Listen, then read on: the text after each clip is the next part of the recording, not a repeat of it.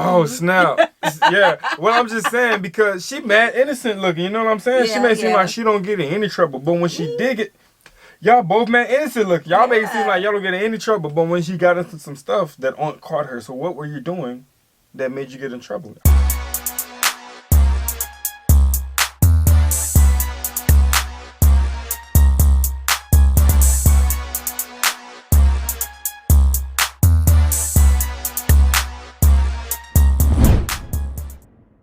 What's good, y'all? It's the Demouchets REACT, and we're back with another video. Who we got today, C? Today we're back with another American reaction. Yes. Super excited about this video. If you're new to us and we're new to you, make sure you scroll down, hit that subscribe button, and turn on the post notification bell because we're on the road to 200K.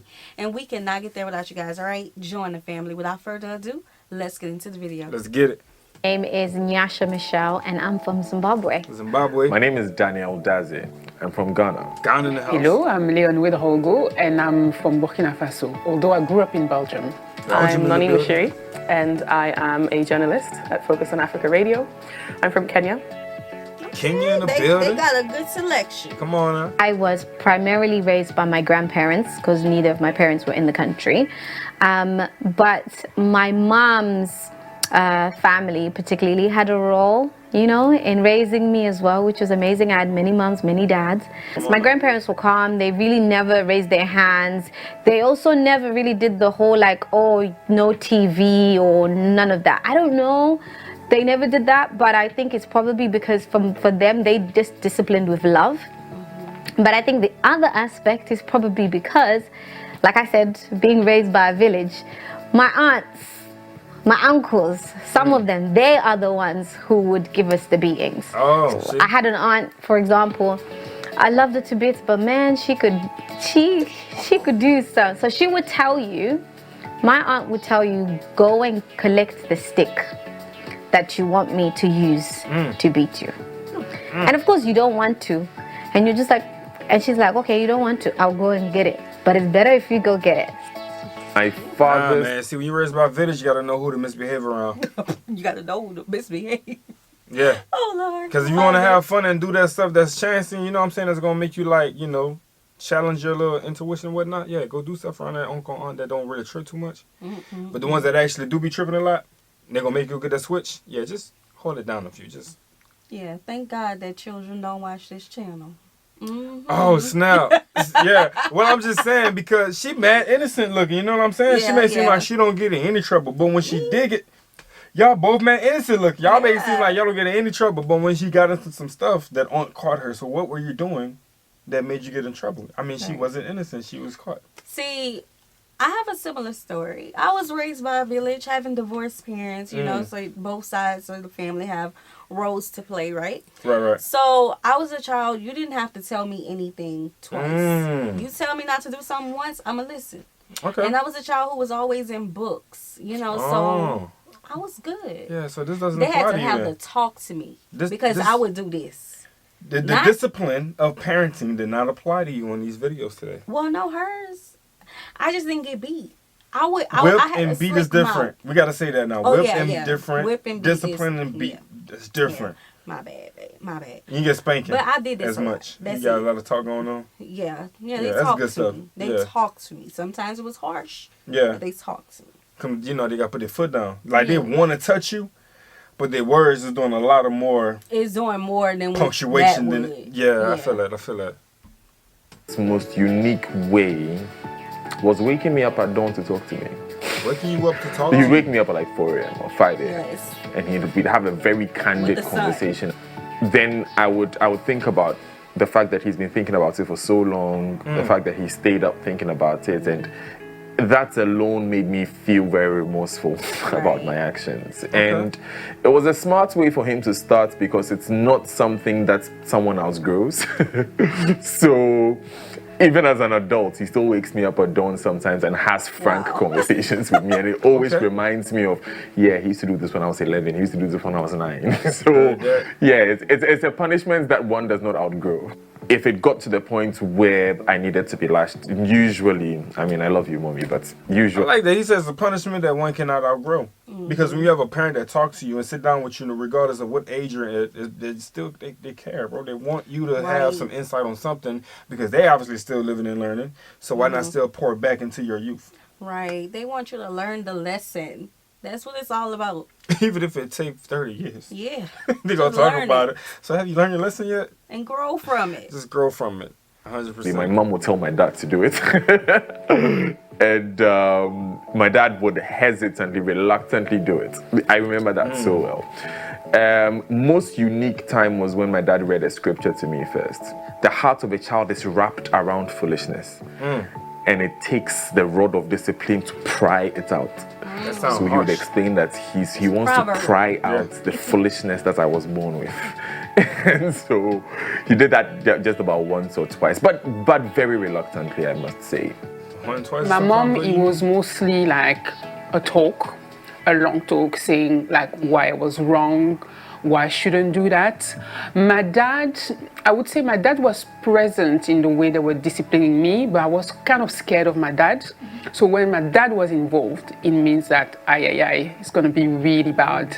I remember as well when we were younger with my sister, please mom and dad, don't be upset.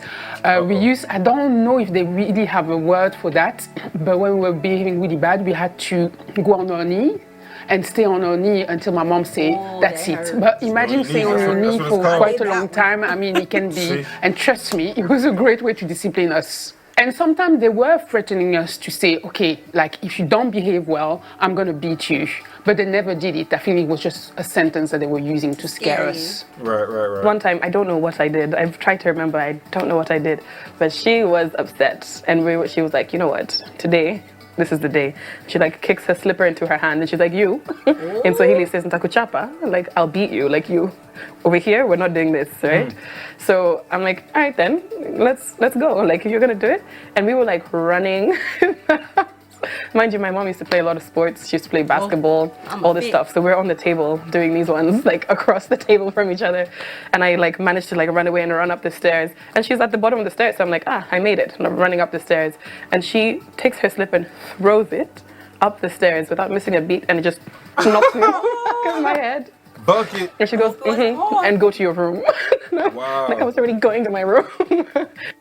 I do think like, sometimes myself, like my mom would like pinch my ear. Sometimes it was deserved. Like kids. Let's just go ahead and pause for the moment that we do hear a lot of African stories about how the parents has been really tough. Right. Aunties has been really tough. You know what I'm saying? And I'm glad to hear that they're like expressing it in a way where it hasn't always been. You know what I'm saying? It's not everybody's story. You know what I'm saying? It's like they still get disciplined, still get talked to, but it's not to the stories that we have came across from a few people. Right. I like it because it shows that it's the same as any other parent. 100%. You know, 100%. they're not just beating their children.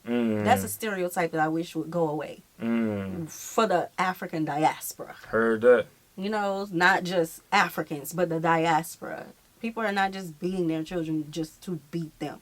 But there are some people who are abusing their children. Yeah, they abuse it. Yep, we ain't 100%. excusing abuse. So, yeah.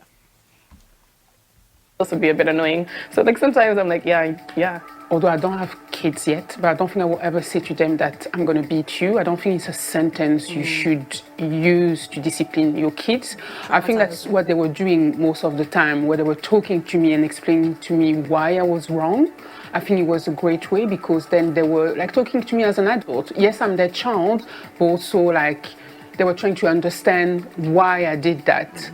And they were trying to, just educate me, but with words. I find that I was more affected by the threat of physical discipline than the actual physical discipline. And it's carried out through my education. It took me a long time to actually be okay with being wrong. Yeah, because you really do not want to get things wrong. Because you do not want to face the consequences you might face, and then that He's hard on himself. Reduce your appetite for risk, and to a certain extent, affect your level of innovation because you do not want to color outside the lines? When I was raised, discipline was what I would call a wholesome experience. There was some physical, like whooping on the ass, if I can say that. There was a little bit of that, but mostly it really was out of love, like explaining, you don't do this because if you do, these are the consequences, and just a lot of love, really. Yes, and that's what it is. That is love. Spare a rod, spoil a child. Okay, that is love. Yeah, It's yep, love. yep. I think the conversations are very important too, because like, you know, you guys heard this before, words do have power. Right. And I feel like as parents, being that we have children, you're always going to be your children's first teacher. So patience is always going to be the key to a lot of situations. Right. Not babyfying them, not letting them feel like they're off the hook, but really talking to them and giving them like real prime examples, or even having to, you know what I'm saying, put them in positions, situations, to understand that like this is what's going to happen if you continue. Right. Like, these things of nature are real. So. Yes, and understanding the child. Yeah, 100%. You know? Yeah, because 9 times out of 10, the child do not want to upset their parents. No. They don't want to disobey, you know? So it's all about knowing your children. Yeah. And knowing which form of discipline works best with love. So let us know about your upbringing. Yeah, 100%. Okay, keep it censored, please. Yeah, put it in the comment section though. Let's talk about it. Alright, so we hope you guys enjoyed this video with us. Like this video, subscribe, turn on the post notification bell. We have enabled our super thanks if you like to support the channel that way, as well as our reaction request form is in our description box below. We'll see you soon. Peace.